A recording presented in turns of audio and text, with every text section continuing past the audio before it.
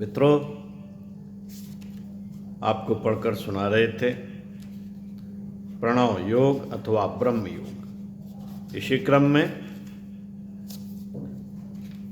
कुंडलिनी के परिचय की बात आई थी। जानते हैं, आइए।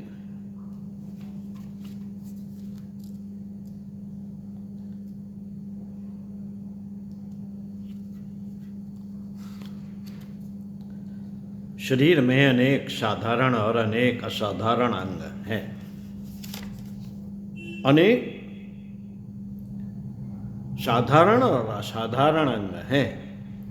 असाधारण अंग जिन्हें मर्म स्थान भी कहते हैं, केवल इसलिए मर्म स्थान नहीं कहे जाते कि वे बहुत सुकोमल एवं उपयोगी होते हैं, वरन इसलिए भी कहे जाते हैं कि वे इनके भीतर गुप्त आध्यात्मिक शक्तियों के महत्वपूर्ण केंद्र होते हैं। इन केंद्रों में वे बीज सुरक्षित रूप से रखे रहते हैं, जिनका उत्कर्ष जागरण हो जाए तो मनुष्य कुछ से कुछ बन सकता है।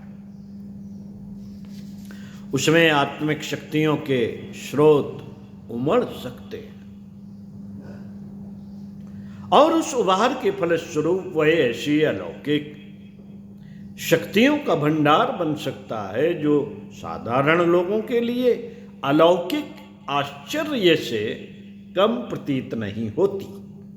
ऐसे मर्म स्थलों में मेरुदंड का, रीढ़ की हड्डी का प्रमुख स्थान है। यह शरीर की आधारशिला है। यह मेरुदंड छोटे छोटे 33 अस्थिखंडों से मिलकर बना है। इस प्रत्येक खंड में तत्वदर्शियों को ऐसी विशेष शक्तियां परिलक्षित होती हैं जिनका संबंध दैवी शक्तियों से है। देवताओं में जिन शक्तियों का केंद्र होता है, वे शक्तियां भिन्न भिन्न रूप से मेरुदंड के इन अस्थिखंडों में पाई जाती हैं। इसलिए वह निष्कर्ष निकाला गया कि मेरुदंड 33 देवताओं का प्रतिनिधित्व करता है। 8 वसु, 12 आदित्य, 11 रुद्र, इंद्र और प्रजापति, इन 33 की शक्तियां उसमें बीज रूप से उपस्थित रहती हैं। इस पोले मेरुदंड में शरीर विज्ञान के अनुसार अनेकों नाड़ियां हैं और वे विविध कार्यों में नियोजित रहती हैं। अध्यात्म विज्ञान के अनुसार उसमें 3 प्रमुख नाड़ियां हैं। नंबर 1 एड़ा, नंबर 2 पिंगला, नंबर 3 सुषुम्ना। यह तीनों नाड़ियां मेरुदंड को चीरने पर प्रत्यक्ष रूप से आंखों द्वारा नहीं देखी जा सकती। इनका संबंध सूक्ष्म जगत से है। यह एक प्रकार के विद्युत प्रवाह है। जैसे बिजली से चलने वाले यंत्रों में नेगेटिव और पॉजिटिव ऋण और धन धाराएं दौड़ती हैं और उन दोनों का जहां मिलन होता है वहीं शक्ति पैदा हो जाती है। इसी प्रकार एड़ा को नेगेटिव और पिंगला को पॉजिटिव कह सकते हैं। एड़ा को चंद्र नाड़ी और पिंगला को सूर्य नाड़ी भी कहते हैं। मोटे शब्दों में इन्हें ठंडी और गर्म धाराएं कहा जा सकता है। दोनों के मिलने से जो तीसरी शक्ति उत्पन्न होती है उसे सुषुम्ना कहते हैं। प्रयाग में गंगा और यमुना मिलती है। इस मिलन से एक तीसरी सूक्ष्म सरिता और विनिर्मित होती है, जिसे सरस्वती कहते हैं। इस प्रकार 2 नदियों से त्रिवेणी बन जाती है। मेरुदंड के अंतर्गत भी ऐसी ही आध्यात्मिक त्रिवेणी है। एड़ा पिंगला की 2 धाराएं मिलकर सुषुम्ना की सृष्टि करती हैं और एक पूर्ण त्रिवर्ग बन जाता है। यह त्रिवेणी ऊपर मस्तिष्क के मध्य केंद्र से, ब्रह्मरंध्र से, सहस्त्रार कमल से संबंधित है और नीचे मेरुदंड का जहाँ नुकीला अंत है वहाँ लिंग, मूल और गुदा के बीच के शीवन स्थान की सीध में पहुंचकर रुक जाती है। यह इस त्रिवेणी का आदि और अंत है। सुषुम्ना नाड़ी के भीतर एक और त्रिवर्ग है। उसके अंतर्गत भी 3 अत्यंत सूक्ष्म धाराएं प्रवाहित होती हैं, जिन्हें वज्रा, चित्रिणी और ब्रह्मनाड़ी कहते हैं। जैसे केले के तने को काटने पर उसमें एक के भीतर एक परत दिखाई पड़ती है, वैसे ही सुषुम्ना के भीतर वज्रा है। वज्रा के भीतर चित्रिणी है और चित्रिणी के भीतर ब्रह्मनाड़ी है। यह ब्रह्मनाड़ी अन्य सब नाड़ियों का मर्म स्थल, केंद्र एवं शक्तिसार है। इस मर्म की सुरक्षा के लिए ही उस पर इतने परत चढ़े हुए हैं। यह ब्रह्मनाड़ी मस्तिष्क के केंद्र में ब्रह्मरंध्र में पहुंचकर हजारों भागों में चारों ओर फैल जाती है। इसी से उस स्थान को सहस्त्रदल कमल कहते हैं। विष्णु की शैया, शेष जी के सहस्त्र फनों का अलंकार भी इस सहस्त्रदल कमल से ही लिया गया है।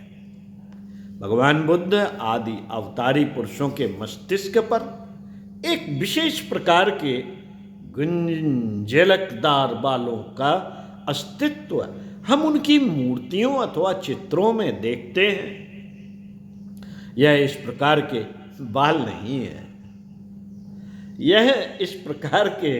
बाल नहीं है। वरन सहस्त्रदल कमल का कलात्मक चित्र है। यह सहस्त्रदल सूक्ष्म लोकों से विश्वव्यापी शक्तियों से संबंधित है। रेडियो ट्रांसमीटर के ध्वनि ग्राहक और ध्वनि विस्तारक तंतु फैलाए जाते हैं, जिन्हें एरियल कहते हैं। इन तंतुओं के द्वारा सूक्ष्म आकाश में ध्वनि को फेंका जाता है और बहती हुई तरंगों को पकड़ा जाता है। मस्तिष्क का एरियल भी सहस्त्रार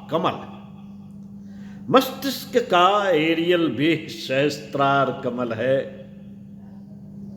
उसके द्वारा परमात्म सत्ता की अनंतों शक्तियों को सूक्ष्म लोक में से पकड़ा जाता है। जैसे भूखा अजगर जब जागृत होकर लंबी सांसें खींचता है तो आकाश में उड़ते हुए पक्षियों को अपनी तीव्र शक्ति से जकड़ लेता है और वे मंत्रमुग्ध की तरह खिंचते हुए अजगर के मुंह में चले जाते हैं। उसी प्रकार जागृत हुआ सहस्त्रमुखी शेषनाग, सहस्त्रार कमल अनंत प्रकार की सिद्धियों को लोकांतरों से खींच लेता है। लोकांतरों से खींच लेता है। जैसे कोई अजगर जब क्रुद्ध होकर विषैली फुसकार मारता है तो एक सीमा तक वायुमंडल को विषैला कर देता है। उसी प्रकार जागृत हुए सहस्त्रार कमल द्वारा शक्तिशाली भावना तरंगे प्रवाहित करके साधारण जीव जंतुओं एवं मनुष्यों को ही नहीं वरन सूक्ष्म लोकों की आत्माओं को भी प्रभावित और आकर्षित किया जा सकता है। शक्तिशाली ट्रांसमीटर द्वारा किया हुआ अमेरिका का ब्रॉडकास्ट भारत में सुना जाता है। शक्तिशाली सहस्त्रार द्वारा निक्षेपित भावना प्रवाह भी लोकांतरों के सूक्ष्म तत्वों को हिला देता है। अब मेरुदंड के नीचे के भाग को मूल को लीजिए।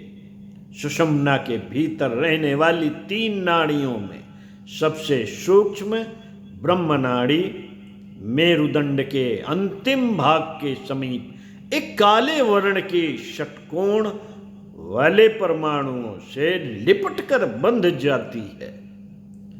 छप्पर को मजबूत बांधने के लिए दीवार में खूंटे गाड़ते हैं और उन खूंटों में छप्पर से संबंधित रस्सी को बांध देते हैं। इसी प्रकार उस षटकोण कृष्ण वर्ण परमाणु से ब्रह्मनाड़ी को बांधकर इस शरीर से प्राणों के छप्पर को जकड़ देने की व्यवस्था की गई।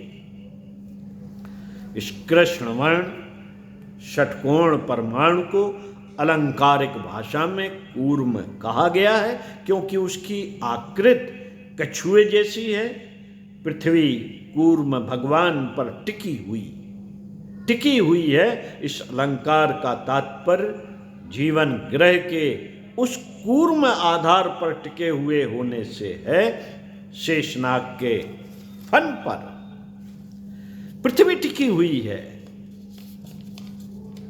इस उक्ति का आधार ब्रह्मनाड़ी की वह आकृति है जिससे वह इस कूर्म से लिपटकर बैठी हुई है और जीवन को धारण किए हुए है। यदि वह अपना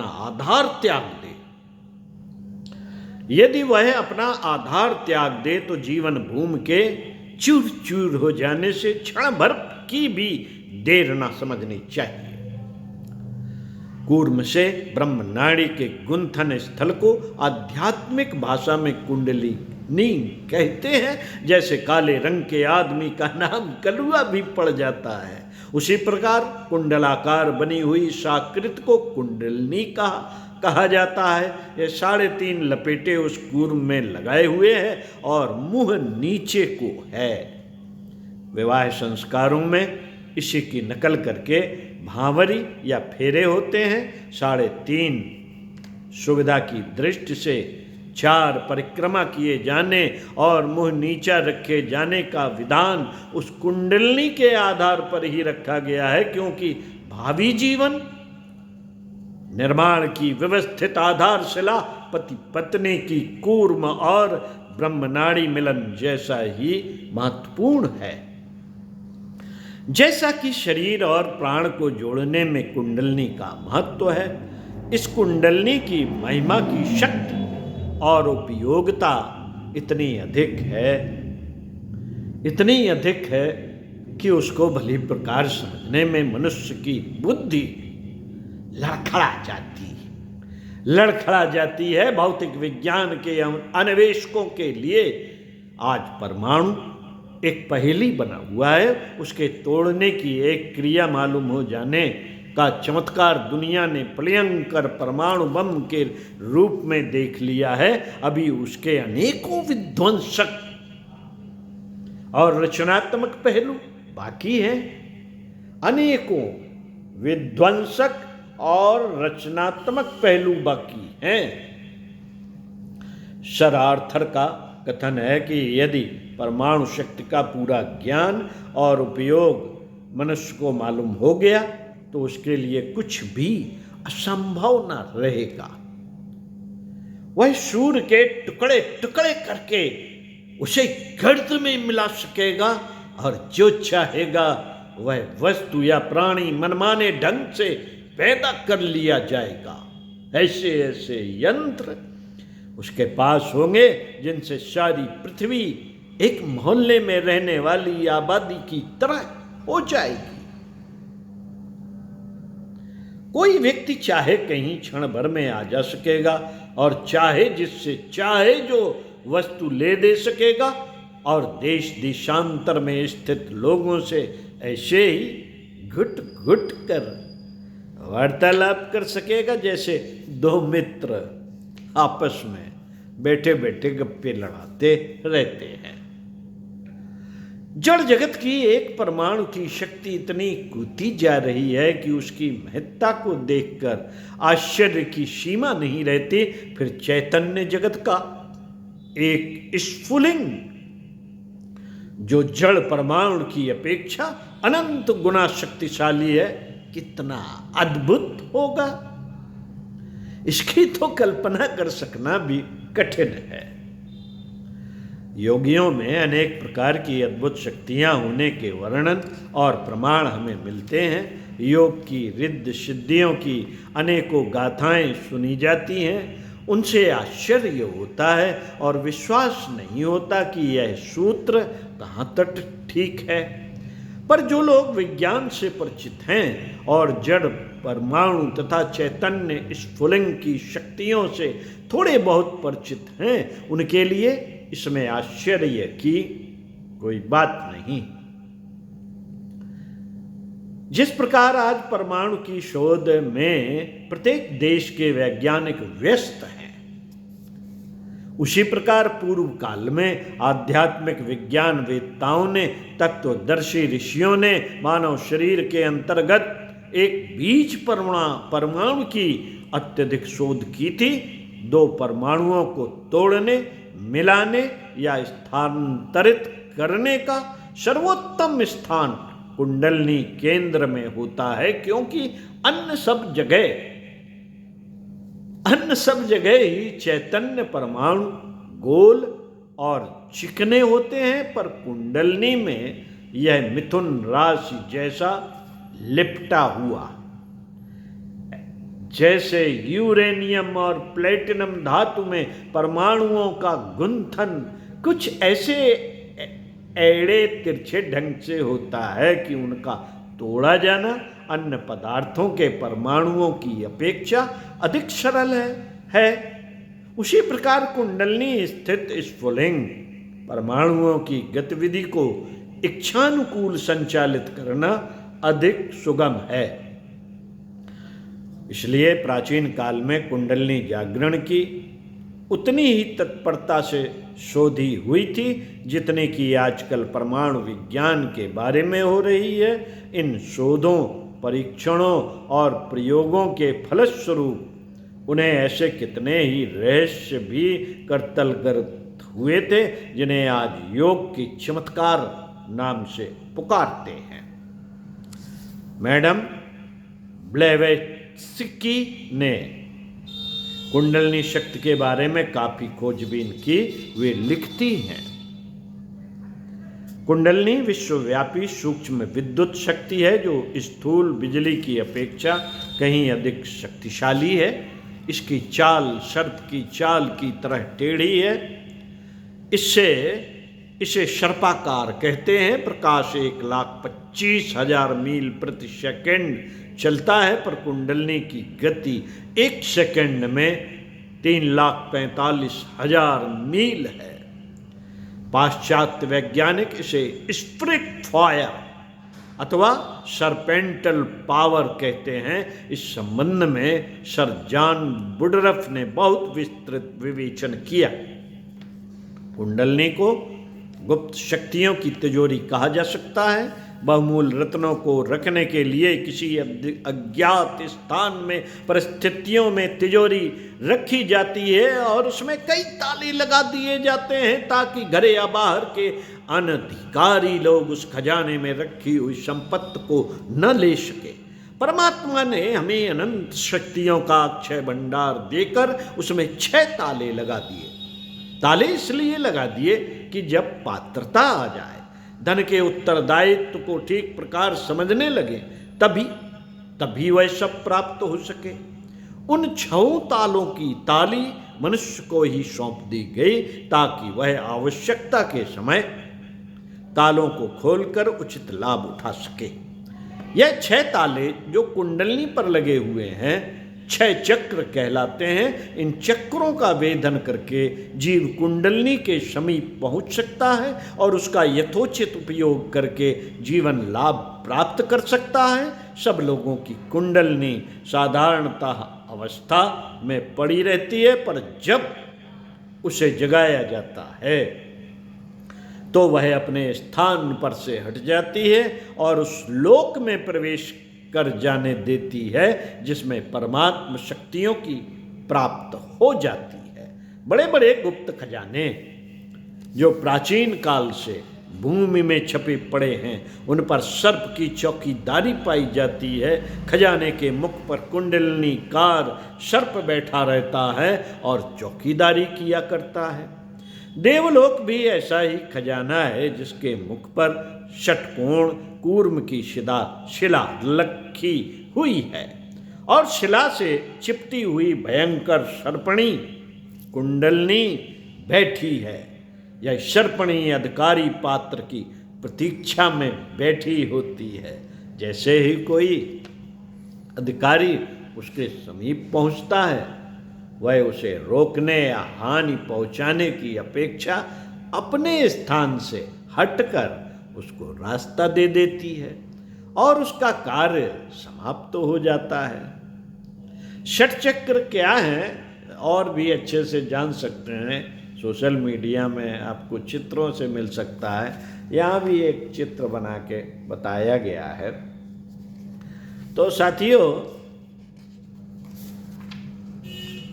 मस्तिष्क के ब्रह्म रंध्र में बिखरे हुए सहस्त्र दल भी साधारणतया उसी प्रकार प्रसुप्त अवस्था में पड़े रहते हैं जैसे कि कुंडलनी सोया करती है। इतने बहुमूल्य यंत्रों और कोषों के होते हुए भी मनुष्य साधारणता बड़ा दीन, दुर्बल, तुच्छ, क्षुद्र, विषय विकारों का गुलाम बनकर कीट पतंगों जैसा जीवन व्यतीत करता रहता है। पर जब वह इन यंत्रों और रत्नागारों से परिचित होकर उनके उपयोग को जान लेता है, उन पर अधिकार कर लेता है, तो वह परमात्मा के सच्चे उत्तराधिकारी की समस्त योग्यताओं और शक्तियों से संपन्न हो जाता है। कुंडलनी जागरण से होने वाले लाभों के संबंध में योग शास्त्रों में बड़ा विशेष और आकर्षक वर्णन है। उस सब की चर्चा न करके यहाँ इतना ही कह देना पर्याप्त होगा कि कुंडलनी शक्ति के जागरण से इस विश्व में जो कुछ है वह सब कुछ मिल सकता है। उसके लिए कोई वस्तु अप्राप्य नहीं रहती। ओम शांति। इसी क्रम में षटचक्रों के जागरण के बारे में बताएंगे आपको अगले वीडियो में। ओम शांति। तो पढ़ते रहिए कुछ अच्छा और सुनते रहिए कुछ अच्छा।